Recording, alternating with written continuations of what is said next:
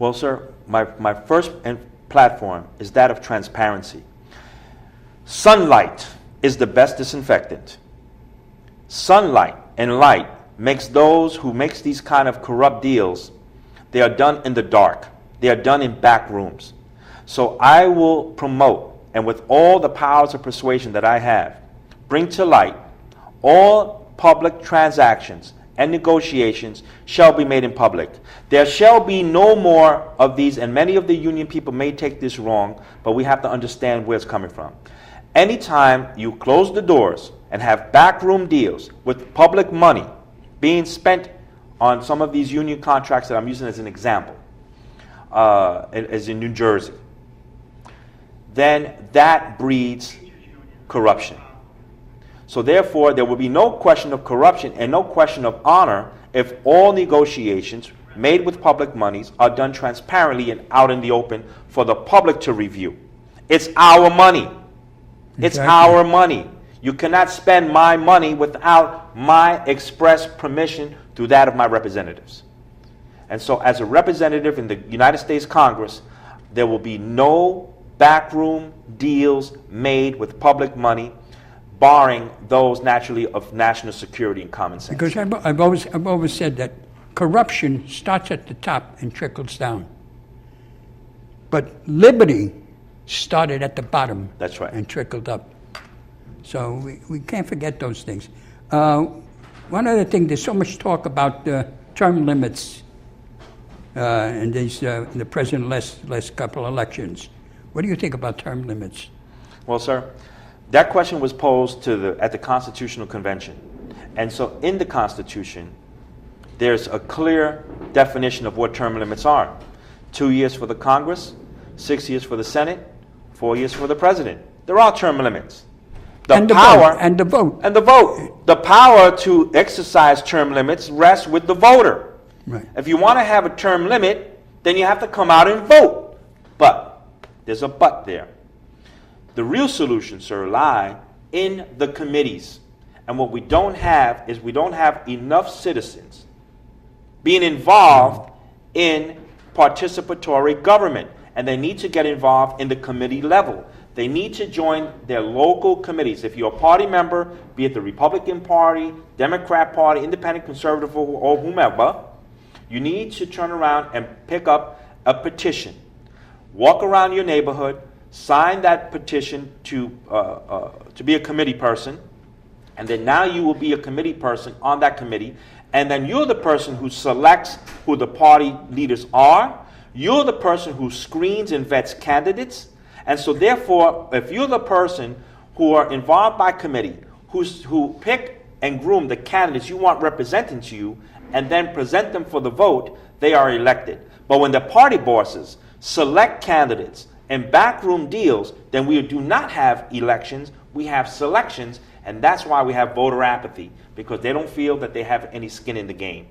But it's going to take everyone else to understand what it takes to become a committee person, understand this is participatory government, and you have to participate. Right.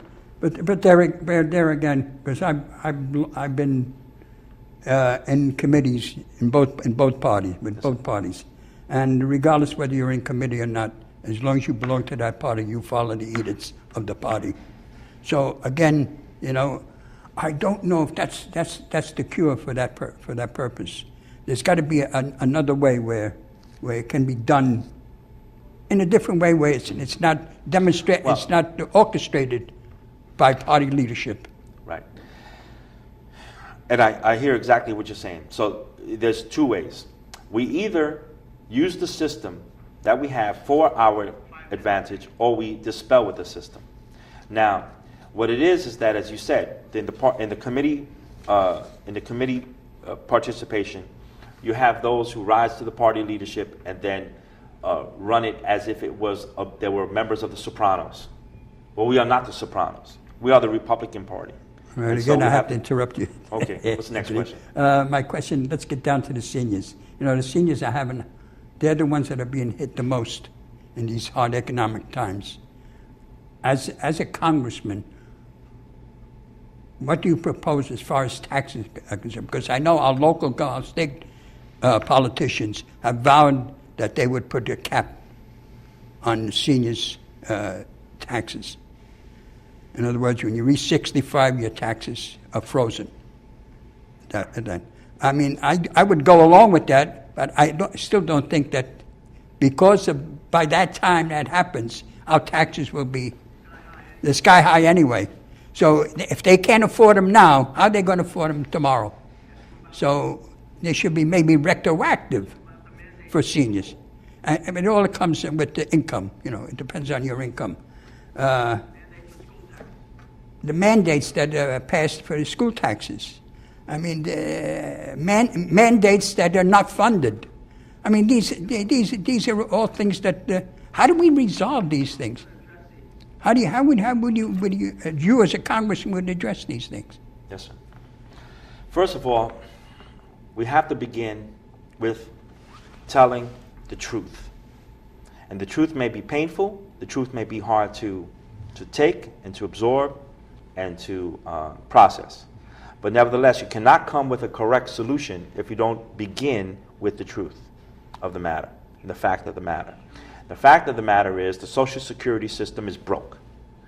People have put money into it, like putting money into a bank. You go to the bank account, the money's gone. So why the definition of insanity is to do the same thing over and over again and expect a different result. Since the days of FDR, the Democrat Party and everyone else involved, the Republicans as well, are culpable for raiding the Social Security Trust Fund. And the key word in a trust fund is trust. That trust was violated. The promises were broken. As your next congressman, I will ensure that trust is restored and the promise is kept. That trust fund must be replenished. It's their money. On the 4th of July, in a personal note, my father passed away. That man worked his whole life, going through the process of processing his security, his Social Security and insurance. I went with my mother and the woman was in tears when I found out that she received a check, Social Security check, for $255. That man worked his entire life. Will that be a priority when you're elected? Absolutely, sir. Yes, absolutely.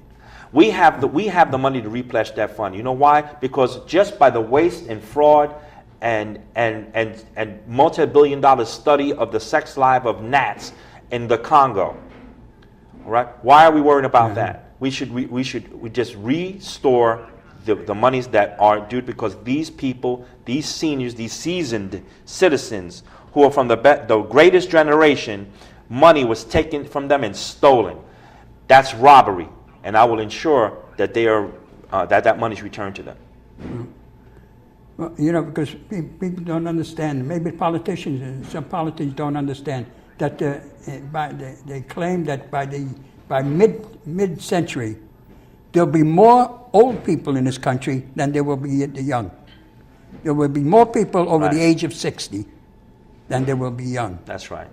So we'll be a young country with old people. And let me tell you what, and it's a horrible equation.